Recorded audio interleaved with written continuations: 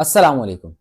آج ہم جو ایک مسئلہ ڈسکس کرنے جا رہے ہیں ان دنوں کی مناسبت سے، وہ بیسیکلی یہ ہے کہ علماء کا امیر ہونے پہ تنقید بہت ہوتی ہے کہ ان کے پاس گاڑی ہے، یہ عالم امیر ہے، یہ مولوی امیر ہے، یہ اتنے امیر لوگوں سے مل رہا ہے۔ تو اس ٹاپک کو ڈسکس کرنے کے لیے ہم عبدالصمد صاحب سے ڈسکشن کرتے ہیں۔ تو ان سے پوچھتے ہیں سر، سب سے پہلی بات یہی کہ علماء کے امیر ہونے پہ تنقید ہونا، یہ کیوں ہے کس آپ یہ طرح علماء امیر کیوں ہے، کس وجہ سے یہ علماء امیر نہیں ہوتے؟ ہمارے یہاں پہ اس طرح کنسیپٹ ہے۔ آپ نے جو سوال کیا فائق وہ یہ کیا ہے کہ ہم امیر علماء کو معاشرہ اچھا نہیں سمجھتا یا کم متقی سمجھتا ہے ایسی ہے، یا ان پہ تنقید بہت زیادہ کرتے ہیں نا یعنی جی۔ کہ غریب عالم ہوگا تو ہم اسے اچھا سمجھتے ہیں کہ بھئی یہ زیادہ نیک ہے، اور اگر امیر عالم ہے تو ہم سمجھتے ہیں کہ وہ اتنا اچھا نہیں ہے، یا پھر یہ اس کے پاس پیسہ کہاں سے آیا۔ پیسہ کہاں سے آیا۔ دیکھو یہ ہمارے یہ لاش عالم امیر ہی نہیں ہوتے ہمارے سوسائٹی میں، یہ ہے کہ مطلب مولوی ہے یا عالم ہے، مسجد کے امام ہے، امیر ہی نہیں ہو سکتا۔ ہاں، یہ ہمارے نا لاشعور میں بٹھایا ہے غلط چیز۔ عالم کا امیر اور غریب ہونے سے اس کے تقوی پہ کوئی فرق نہیں پڑتا، صحیح ہے، اس کی نیکیوں پہ کوئی فرق نہیں پڑتا ہے، اس کا اس سے کوئی تعلق نہیں ہے۔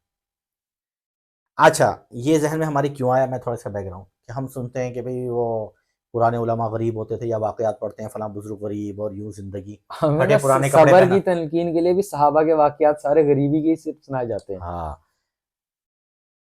اس سے ہمارا یہ ذہن بن گیا کہ یعنی غریب، اگر مولوی صاحب غریب ہیں تو اچھے ہوں گے، اگر امیر ہیں تو ان کے یہ کوئی گناہ گار ہو گئے ہیں، صحیح ہے، متقی کم ہو گئے ہیں۔ حالانکہ ایسا نہیں ہے، ہم نے اصل میں صحابہ کی زندگی، صحیح ہے کہ صحابہ کی اکثریت غربا میں تھی، کیونکہ امت میں اکثر لوگ غریب ہوتے ہیں، لوگوں کی اکثریت عموماً غریب ہوتی ہے، امیر کم ہوتے ہیں، یہ ایک ریشو رہتی ہے، انسانیت میں ہی پھر ریشو ہے۔ وہ اس کا ریفرنس دے رہے ہوتے ہیں نا کہ حضور صلی اللہ علیہ وسلم نے بھی کہا کہ مجھے غریبی پسند ہے ہاں، سارا۔ حضور صلی اللہ علیہ وسلم نے اس لیے کہا کہ میری امت کی اکثریت غربا میں ہوگی تو میں ان کے ساتھ زیادہ کروں گا نا، انہیں مشکل نہ ہو۔ تو یہ اچھا، یہ انسانی معاشرے کا مسئلہ ہے، آپ پوری دنیا میں سروے کر کے دیکھ لو، امیر لوگ ہمیشہ کم ہوتے ہیں، غریب زیادہ ہوتے ہیں۔ آپ یہ نہیں کہ اسلام میں ایسا ہے، آپ کفر کے کسی معاشرے میں دیکھ لو، آپ ہندوستان چلے جاؤ، غربت زیادہ ہے، آپ یورپ میں چلے جاؤ، غربت زیادہ ہوگی، امیر آپ گن سکتے ہو، غریب نہیں گن سکتے۔ اچھا، اب یہ ہم سوال میں، اب صحابہ، حضرت ابو بکر صدیق رضی اللہ تعالیٰ کی 40 ریشم کی دکانیں تھیں، ایک ریشم کی دکان تو کھول کے دکھا دو آج کے دور میں۔ اور ہمیں یہ بات بتائی نہیں جاتی۔ عبد الرحمن بن عوف رضی اللہ تعالیٰ عنہ کا جب انتقال ہوا تو 3 دن تو ان کی وراثت تقسیم کرنے میں لگ گئے، اتنا مال، یعنی بیوی کو 8واں حصہ ملتا ہے، 8 یا 6 کروڑ تو ایک بیوی کے حصے میں آیا، 4 بیویاں تھیں ان کی اس ٹائم، اس اس وقت ٹائم، کے حساب سے۔ ہاں مطلب کنورٹ کر رہے ہیں، تو بچوں کو کتنا ملا ہوگا جن کو اب نصف ملنا ہے؟ 17 تھی اولاد، 17 غالباً بیٹے تھے ان کے، تو ان کو تو ڈبل ملنا تھا، وہ کتنا، یعنی ان کی وراثت کا ڈبل، یہ تو چھٹا 8واں حصہ اس کی اتنی مقدار ہے، ان کا کیا عالم ہوگا؟ تو حضرت عثمان غنی رضی اللہ تعالیٰ عنہ کتنے مالدار تھے، تو کیا ہوا اس سے؟ کیا یہ تو بعض غریب صحابہ پہ فوقیت رکھتے ہیں، حضرت عثمان غنی رضی اللہ عنہ تیسرا نمبر ہے صحابہ میں، جو درجہ بندی ہے۔ عبد الرحمن بن عوف تو پہلے 10 مبشرہ میں آتے ہیں، 10 میں، جن کو حضور صلی اللہ علیہ وسلم نے بشارت دی، تو اس کا مطلب بیچارے جو غریب ہیں صحابہ ہیں، ان کا نہیں انہیں آنا چاہیے تھا نا پھر 10 مبشرہ ایسے میں، ہی ہے۔ تو اللہ اس کے رسول کا فیصلہ ہے، اس سے کوئی وہ نہیں ہوتا۔ اچھا، اب یہ ذہن ہمارا بن چکا، تو اب کیا ہوتا ہے کہ ہم جب کسی عالم کے پاس پیسے دیکھتے ہیں ہمیں کھڑکتے ہیں، تو بھائی ہو سکتا ہے اس کا بیک گراؤنڈ ہی امیر ہو، ایسے ہی ہے۔ دوسری بات ہے اسے محنت کر کے کمایا، امیر ہو گیا۔ اچھا، ہمارے ایک اور بھی فائق ذہن میں آتی ہے شاید بات، کہ ہم یہ سمجھتے ہیں کہ ہم واقعات پڑھتے ہیں نا، غریب بزرگ تھے، پھٹے پرانے کپڑے، اس سے ہمارا ذہن بنتا ہے، او بھائی پہلے کی، اچھا وہ زیادہ متقی تھے، اور یہ پہلے کی غربت چینج تھی صحابہ کی۔ اب آپ دیکھو نا، اب حضرت ابو ہریرہ رضی اللہ تعالیٰ عنہ کہتے ہیں کہ میں بھوک کی حالت میں پڑا رہتا تھا، لوگ مجھے جو ہے نا وہ کپڑا سنکھا کے جاتے کہ شاید جنون ہو گیا، مجھے جنون نہیں تھا، مجھے بھوک ہوتی تھی۔ انہوں نے کبھی یہ نہیں کہا میرے گھر کا مسئلہ تھا، مجھے بجلی کا بل دینا تھا۔ اس کا مطلب ہے پہلے کی جو غربت تھی اس میں یہ تھا کہ کھانے پینے کا مسئلہ ہوتا تھا، گھر زمین تو خریدنی نہیں ہے، کہیں بھی گھر بنا لو، مٹیریل استعمال، مزدور مستری کے بھی پیسے نہیں دینے، خود ہی بنا لیتے تھے کچے پکے مکان۔ ایسے ہی ہے۔ آج کی غربت چینج ہے، آج کی غربت خالی کھانے پینے کا اتنا بڑا مسئلہ نہیں ہے۔ میں یہ کام کرتا ہوں، میں ویلفیئر کا بھی کام کرتا ہوں، تو میرے چینل پہ ہیں بھی، تھنک ود عبدالصمد کے نام سے جو چینل ہے اس پہ میرے ڈالی ہوئی بھی ہیں۔ آج کل کی، میں کسی کو راشن کے پیسے دوں نا، کہتے ہیں راشن کے نہ دیں، آپ ہمیں جو ہے نا بجلی کا بل دے دیں، ہمارے گھر بچوں کی فیسیں دے دیں، صحیح آج کل اس طرح کے مسائل ہیں. آج کی غربت پہلے کی غربت سے چینج ہے. آپ کا میٹر اتر جائے نا, آپ الٹے ہو جاؤ سیدھے ہو جاؤ, نہیں لگوا سکتے. اچھا پھر آپ یہ سوال پیدا کرو کہ بھائی بجلی تو کے بغیر زندگی نہیں, بجلی کے بغیر تو لوگ مر جائیں گے. آج کے دور میں تو ایسے مر ہی جائیں گے, میں نے فزیکلی مرتے دیکھے ہیں لوگوں کو. میں بھی ٹرین میں سفر کر رہا تھا کراچی, صحیح ہے. تو شالیمار چلتی ہے دن کے ٹائم سارا, لاہور سے چلتی ہے تو کراچی جاتی ہے تو دن میں جاتی ہے. نیری دھوپ میں اس کا سفر ہوتا ہے, جون جولائی کا سفر تھا. تو میں ایئر کنڈیشن پارلر میں تھا, تو پولیس والے آئے, کہنے لگے بھائی 2 برتھیں ہیں. تو پوچھا کیوں, کیا لوگوں نے پوچھا. میں نے کہا بھائی ایک کی اکانومی میں ڈیتھ ہو گئی ہے, دوسرا بہت مرنے کے قریب ہے, اسے جگہ دے دو. گرمی سے, یعنی لوہا ہے وہ تو تپ رہا ہے, اور سورج. اب آپ ادھر کہو کہ بجلی اور اے سی کی ضرورت نہیں ہے. آج کے دور, پہلے لوگ کچے مکان بناتے تھے, گرمی کے اعتبار سے بناتے تھے. آج کل کی گرمی میں مکان ہمارے جس طرح کے بنے ہوئے ہیں, تو وہ مولوی صاحب اگر ایسے مکان میں بغیر بجلی کے میٹر کے رہیں گے تو ان کی ڈیتھ ہو جائے گی. بالکل وہ ایسے ہے. فجر میں آپ کو نظر آئیں گے اور ظہر میں غائب ہوں گے. تو ایسے ہے. ہر غریب کی ضرورت ہے بجلی. یہ کہنا کہ بجلی کے بغیر زندہ رہا جا سکتا ہے, ایسا نہیں ہے. صحیح. اور بجلی کا میٹر اتر جائے, آپ اسے دوبارہ لگوانا یعنی کاٹ کے چلے جائیں, وہ اتنا عذاب والا کام ہے. یہ میں نے کر چکا ہوں, بھگت چکا ہوں. یہ وہ لوگ باتیں کرتے ہیں جن کے نہیں کٹے ہوئے, وہ مولوی صاحب دوبارہ لگوا نہیں سکیں گے. تو میں بتا رہا ہوں, یہ میں مولوی صاحب نہیں, میں کہہ رہا ہوں غربت کی ترتیب بدل گئی نا. بجلی کا بل, گیس ضرورت ہے, اب لکڑیاں کہاں سے ملتی ہیں اتنے جنگلات. اچھا اب ہمارے سوسائٹی میں اگر دیکھا جائے تو جو ہمارے مسجد کے امام وغیرہ ہوتے ہیں اور بھی تو ان کو کوئی اور کام یا کاروبار کرنے کی اجازت نہیں کرنے کی ہوتی. اجازت نہیں دی جاتی, اور انہیں اچھی تنخواہ نہیں دی جاتی, انہیں امیر ہونے ہی نہیں دیا جاتا. ایک تو یہ ذہن میں لاجک ہے نا, اس کے پاس اسے زیادہ تنخواہ دیں گے تو یہ تو غیر متقی ہو جائے گا, گناہ گار ہو جائے گا.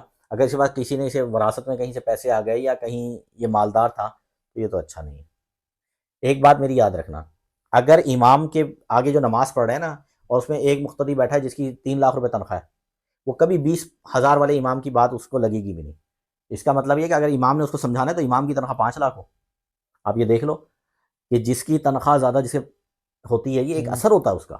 ایسی ہے.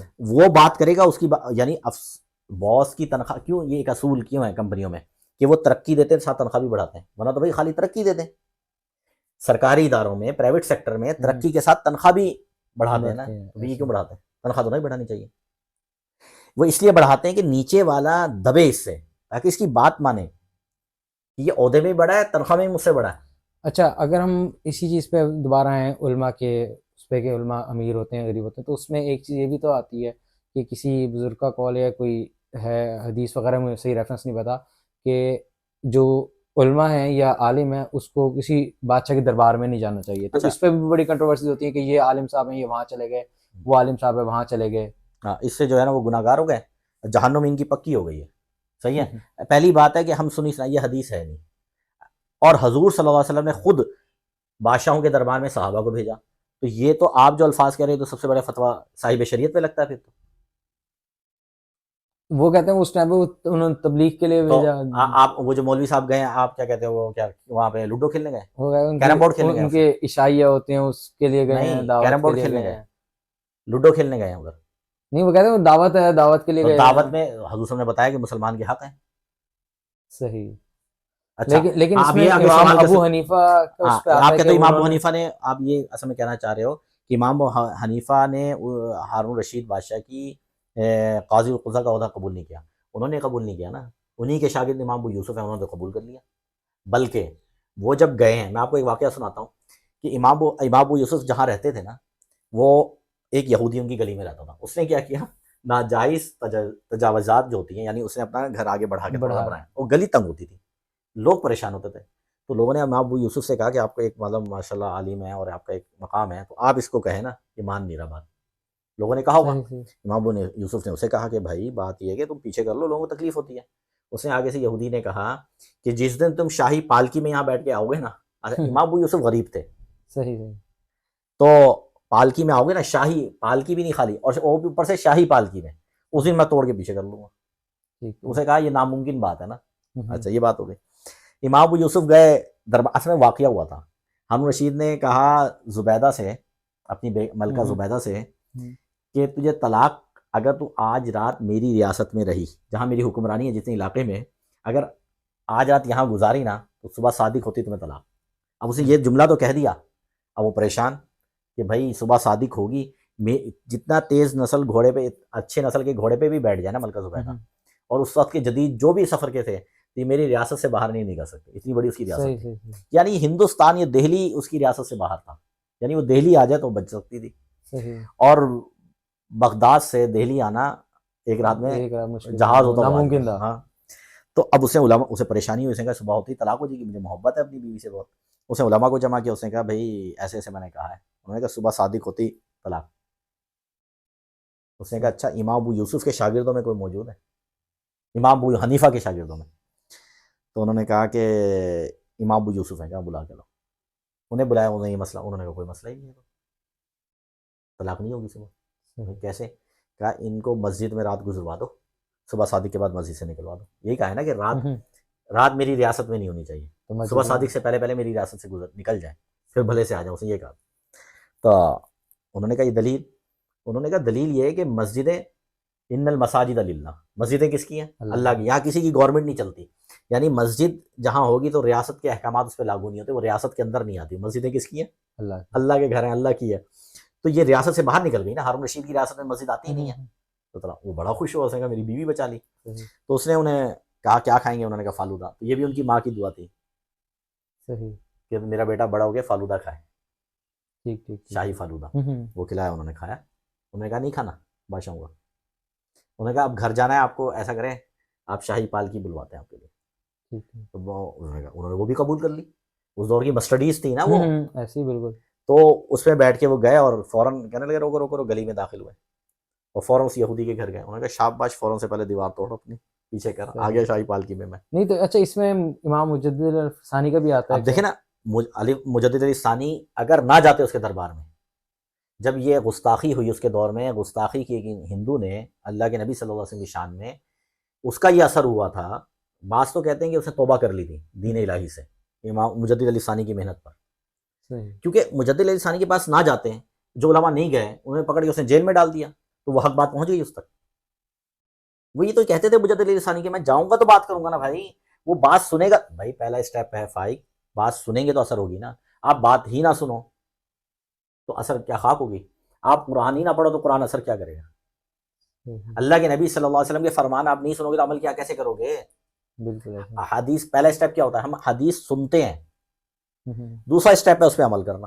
یہ تو عقلی بات ہے نا, پہلے آپ پڑھتے ہو پھر پیپر دیتے ہو, پھر آپ کے اندر وہ علم آتا ہے نا. تو آپ پڑھو ہی نا. تو امام مجدد علی ثانی یہی کہتے تھے کہ میں بات سناؤں گا تو یہ عمل پہ اسے سناؤں نا, میں اس کے خلاف باہر جلسے کر لوں, یہ مجھے پکڑ کے جیل میں ڈال دے گا, تو اس کا فائدہ کیا ہے, وہاں میں سڑتا رہوں گا. اگر آگے یہ سوچو بھی اللہ جنت مل جائے گی, ہم نے تو کلمت. اچھا ایک بات آپ نے اچھی بات کی, ایک ہمارے یہاں یہ ذہن بنا دیا کہ الہ کلمت اللہ بلند کرنا کافر کے, یعنی کہ ہمارے ذہن میں ہے کہ عالم جائے جابر بادشاہ کے یہاں اور ایسے چیخ چلا کے کہے, ایسے الہ کلمت اللہ بلند کرنا, یعنی ظالم بادشاہ کے آگے کلمہ حق بلند کرنا. ہمارے ذہن میں کلمہ حق بھائی یہ اسٹائل نہیں ہے, آپ اسے سمجھانے جا رہے ہو, اسے مارنے جا رہے ہو, لڑنے جا رہے ہو. اس کی دلیل قرآن سے ہے. کتنا ظالم بادشاہ ہو جائے فرعون سے بڑا نہیں ہو سکتا. بالکل ایسے. اور کتنا بڑا اللہ والا ہو جائے, کتنا بڑا عالم ہو جائے, موسیٰ علیہ السلام سے آگے نہیں نکل سکتا. وہ نبی ہیں. بالکل ایسے. اور بڑے نبیوں میں آتے ہیں, 5 بڑے انبیاء میں. اللہ انہیں کہہ رہا ہے, کون کہہ رہا ہے؟ جس کی شریعت ہے. کیا کہہ رہا ہے؟ قولا لینا لعلہم, اے موسیٰ آپ فرعون کے پاس جا رہے ہیں, نرمی سے بات کرنا. یہ نہیں ہے کہ وہاں پہ آپ سلطان راہی بن جائیں اور ڈنڈا یوں کھڑکائیں, اوے ڈنڈا تھا نا ایسا تھا, آپ ڈنڈا ماریں اور کہیں بھائی تیری ایسی کی تیسی, بے شک تو اللہ کی مدد ہے اور میں یہ کر دوں گا, چل بھائی تو کون ہوتا ہے. بس سلطان راہی نہیں بننا وہاں. آپ نے وہاں جا کے نرمی سے بات کرنی ہے, شاید مان جائے.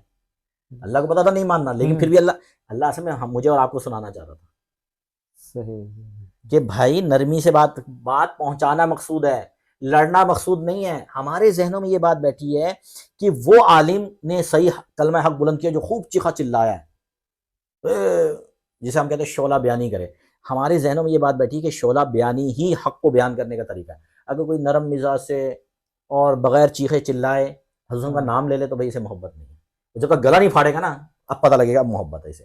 تو بھائی قرآن پڑھ رہے ہیں ہلکی آواز سے, نہیں مزہ نہیں آیا, نہیں اس کو ثواب نہیں ملے گا. صحیح۔ بھائی حضور صلی اللہ علیہ وسلم کس سے جا کے ایسے چیخے چلا کے بات کی ہے؟ جیسے اللہ پاک قرآن میں کہہ رہا ہے کہ بھائی جب آپ اہل کتاب سے بات کریں، کسی سے بحث کریں، اسے اللہ کی طرف بلائیں تو حکمت کے ساتھ بلائیں، اچھے طریقے سے بات کریں. بات اس کو سمجھانا مقصود ہے، اس سے لڑنا مقصود نہیں ہے. ہمارا مقصد یہ ہوتا ہے کہ شاید پہنچانا مقصود ہے. اللہ کہتا ہے پہنچانا مقصود نہیں، سمجھانا مقصود ہے. الہ کلمت اللہ یہی ہے کہ حق بات اسے سمجھائی جائے، اسے پورا آئینہ دکھا دیا جائے. اور آپ کی بات جب بھی سنتا ہے جب آپ اسے تمیز سے بات کرو گے. جب آپ چیخے چلاؤ گے تو وہ خود اتنے غصے میں آ جائے گا وہ آپ کی بات ہی نہیں سن رہا ہوگا. یہ بالکل ایک تو ایسا ہمارے ذہن میں یہ غلط فالٹ بیٹھا ہوا ہے کہ الہ کلمت اللہ اس کو کہتے ہیں، کلمہ حق کو، کہ بھائی جائے بندہ گریبان کھول لے مطلب اور چیخے. ہمارے یہاں تو جو میں نے چیز دیکھی نا، ہمارے یہاں کنسیپٹ ہے کہ جذبات میں آنا ہے، خاص کر ہاں دین کے معاملے میں. ہاں، جذبات سے آنا. بھائی جذبات سے آنا، تمیز سے بات کرنا. اگر کوئی کہتا ہے بھی حضور نے غصے میں بات کی، بھائی یہ بہت کم حدیث ہے. حضور صلی اللہ علیہ وسلم نے جس پہ زیادہ عمل کیا آسان طریقے سے. اب بتاؤ نا، میں نے آپ کو وہ مثال ایک حدیث میں آتی ہے کہ بھئی وہ زانی کی زنا کی اجازت چاہیے، تو حضور نے کیا جذبات دکھائے ایمانی؟ نہیں. اسے آرام سے سمجھایا. وہ حدیث ہے نا وہ ایک اور وہ بھی تھا نا مسجد کہ میں، وہ ایک وہ آتا ہے ہاں یہودی، وہ آگے پیشاب کر دیتا ہے. ایک بندہ آیا وہ مسجد نبوی جس میں 50,000 نمازوں کا ثواب ہے. صحیح. معمولی مسجد نہیں، مسجد نبوی جو محمد صلی اللہ علیہ وسلم نے خود بنائی. بندہ تو ساری مسجد ہے اللہ کا گھر ہے. اس میں ایک بندہ پیشاب کر رہا ہے، صحابہ کو غصہ آیا، دوڑے تو روک دیا، کوئی بات نہیں، اب تو کر رہا ہے نا، کرنے دو. کرنے کے بعد اسے بلایا اور بڑے پیار سے سمجھایا کہ بھائی یہ اللہ کا گھر ہے، مسجد میں پیشاب نہیں کرتے، ناپاکی نہیں کرتے. اور صحابہ سے کہا بھی اس میں ڈول ڈالو، اسے پاک کر دو پانی کے.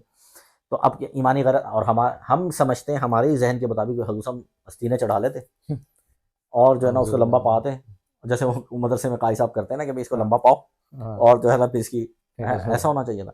دیکھو بات پہنچانا مقصود ہوتا ہے. اور علماء جب جا کے بات نہیں پہنچائیں گے تو کون پہنچائیں گا بھائی؟ تو علماء کو دربار میں یہ ایک ہمارے نا اصل میں ڈی این اے میں شامل ہے کہ بھئی عالم، یہ پتہ نہیں ہمیں کسی نے غلط گائیڈ کر دیا کہ علماء کا بادشاہوں کے پاس جانا وہ عالم حق پر نہیں ہے، یہ نہیں ہے، ایسا یا کوئی بھی علماء نہیں. غریب ہوتے ہیں ان اچھا کا. علماء غریب، بھائی علماء کو تو امیر ہونا بھی چاہیے، کیونکہ آپ کے سامنے نمازی جو نماز پڑھنے آئے، جیسے میں نے بتایا آپ ایک نماز پڑھا رہے پوش علاقے میں، اب آپ کے سامنے تو بیٹھے ہیں جو 1.5 2 3 لاکھ روپے تنخواہ لیتے ایسے ہی ہے. ہیں. آپ کا تو روب جب ہی پڑے گا نا جب آپ وہ اگر اس میں آ رہے ہیں نا، کیا کہتے ہیں، میں تو یوں کہتا تھا کہ میں نے کہا بھئی امام تو ایسے آئے کہ فراری میں آ کے ایسے بریک لگائے، ہینڈل گھمائے یوں کر کے پھر اترے، دیکھو اس کی کیا ٹور ہوگی. اور ایک سائیکل پہ امام آیا. بالکل ایسے ہی. تو یہ تو اللہ کی دین ہے. لیکن اچھا پھر آگے مسجد والے، کمیٹی والے، تنخواہیں کہتے ہیں گزارا ہو جائے گا. وہ گزارا ہو جائے گا، متقی بہت ہے نا امام صاحب، ان کا گزارا ہو جائے گا. مؤذن، میں ایک مسجد کی بتاتا ہوں بات، دل کرتا ہے مسجد کا نام بھی لوں اور آپ کی پوسٹ کارڈ میں اس لیے نام نہیں لے رہا، تو میرا دل کرتا ہے. میں کئی دفعہ، مؤذن صاحب کی تنخواہ کتنی ہے؟ 11,000. میں نے کہا 11 آپ رکھ لو، اپنی آمدنی اس کو دے دو. اور امام صاحب کی تنخواہ 20 22 بڑھا دیجیے، کتنی کر دی؟ 25 30 کر دی. میں نے کہا 25 آپ رکھ لو، باقی اپنی آمدنی نہیں دے دو. میں نے کہا عقل ہے کوئی 25,000 میں 30,000 میں گزارا ہوتا ہے؟ کم سے کم آج کل کی مہنگائی کے دور میں مناسب تنخواہ 50 60 ہزار ہو، یہ بھی کم ہے. بس یہ ہے کہ ایون کہ آپ دیکھیں امام صاحب کے اگر حساب سے دیکھا جائے تو وہ بھی مسجد میں مطلب 10 سال 20 سال تک کوئی ان کو الاؤنسز نہیں ہے، میں کوئی تو کچھ کہتا نہیں ہوں ہے. میں کہتا ہوں آپ کیس کریں، عدالت میں لڑیں کہ جب گورنمنٹ نے ہلکے مزدور کی، یعنی ایک عام لیبر کی 28 30 ہزار تنخواہ ہے نا، آپ کیس کریں گے مسجد والے مجھے نہیں دیتے، یہ پھنسیں گے. ان کے کہیں رسیدیں یہ کہیں دیتے ہیں تو کہیں رسید دکھائیں. بالکل ایسے ہی ہے. اگر دیتے ہیں تو رسید دکھائیں نا کہ اتنی دیوی میں سائن کروائیں. اور دوسری بات یہ کہ آپ نے کون سا اپنی جیب سے دینا ہے؟ آپ نے اپنی باپ کی جدا سے دینا ہے امام کو تنخواہ یا مؤذن کی تنخواہ؟ آپ نے تو مسجد کے جمع کرنے ہیں فنڈز، چندہ کرنا ہے. چندہ نہ پورا ہو، اب میں اس کا حل بھی بتاتا ہوں. مسجد والوں سے جب میری کمیٹیوں سے بھائی مسجد میں خرچے بہت ہیں، میں نے کیا ہوا، میں نے کہا ٹھاٹ سے چلاؤ، 2 دن چلاؤ مسجد، لیکن چلاؤ بادشاہوں کی طریقے. کہتے نہیں بادشاہوں کے طریقے سے. میں نے کہا کیا خاک چل رہی ہے بادشاہوں کے طریقے سے؟ آپ بادشاہوں کے طریقے سے یہ ہے کہ 2 دن کا خرچہ ہے نا، آپ امام کو تو خوب ٹھیک ٹھاک تنخواہ کرو. کیا ہوگا؟ آپ کے پاس چندہ ختم ہو جائے گا. چندہ یعنی کم آ رہا ہے، خرچہ آپ کا زیادہ ہے. آپ کیا کرنا، آپ کا میٹر کٹ جائے گا، کٹ جائے. لوگ کہیں گے بھی گرمی لگ رہی ہے پنکھا چلائیں، تو آپ کہیں بل نہیں ہے آپ بھر دیں. تو وہ کیا کریں گے لوگ، یا تو کوئی بھر دے گا یا وہ دوسری مسجد میں چلا جائے گا. آہستہ آہستہ لوگ نکل کے مسجد سے چلے جائیں گے. آپ تالا مار دینا، چلے جانا. کل کو اللہ پوچھے گا کہنا لوگ ہی نہیں آتے تھے. ایسے ہی ہے. آپ سیدھی، اللہ نے یہ تو نہیں کہا مسجد، آپ کہنا یا اللہ جتنے دن چلائی ٹھیک ٹھاک چلائی نا، مسجد کو تالا مار دے. صحیح. اس میں آپ کا کیا، آپ کا گھر ہے. اللہ بندہ بھیج دے گا تو بل جمع کروا دے گا. تو کہنے کا مقصد ہے. اچھا دوسرا کام بھی نہیں کرنے دیتے. امام فجر سے فارغ ہے ظہر تک، اسے کوئی بزنس کرے، اوروں کے لیے روزگار پیدا کرے. میں نے 2-3 امام مسجدوں سے بات کی، وہ کہنے لگے کمیٹی والے اجازت نہیں دیتے ہمیں، ہم ایک چھوٹی سی دکان بنا سکتے ہیں ادھر. ایک مولوی صاحب کہنے لگے مجھے دودھ کا تجربہ ہے، دودھ کا کام کر کے، اور دودھ والے اچھا کما لیتے ہیں. بالکل ایسے ہی ہے. آپ بتاؤ نا، دن میں اگر وہ 200 لیٹر دودھ بیچ دیتا ہے اور 10-10 روپئے بھی بچا لیتا ہے، صحیح. 2000 سیدھے سیدھے بچ گئے اس کو. ہوں. تو یہ ہے، یہ ہماری اصل میں بس کچھ کئی چیزیں نا دین کا حصہ نہیں ہے، ہمارے ذہنوں میں لاشعوری طور پہ بیٹھی ہوئی ہیں. بس ہم نہ اس کو چینج کرنا چاہتے ہیں، اور نہ ہم چینج ہونا چاہتے ہیں، اور نہ ہم اس موضوع پہ بات کرنا چاہتے ہیں. ہمیں پسند نہیں ہے یہ موضوع. ہوپ فلی آپ کو آج کا ٹاپک بہت پسند آیا ہوگا. ہم نے بہت معلوماتی باتیں ڈسکس کی، اور جو علماء پہ تنقید ہوتی ہے ان کے امیری کے لحاظ سے، یا ان کے پاس یہ گاڑی ہے، وہ چیز ہے، وہ اس طرح کرتے ہیں، تو اس کے کافی سارے آپ کانسیپٹس ملے ہوں گے. See you till the next time. اللہ حافظ.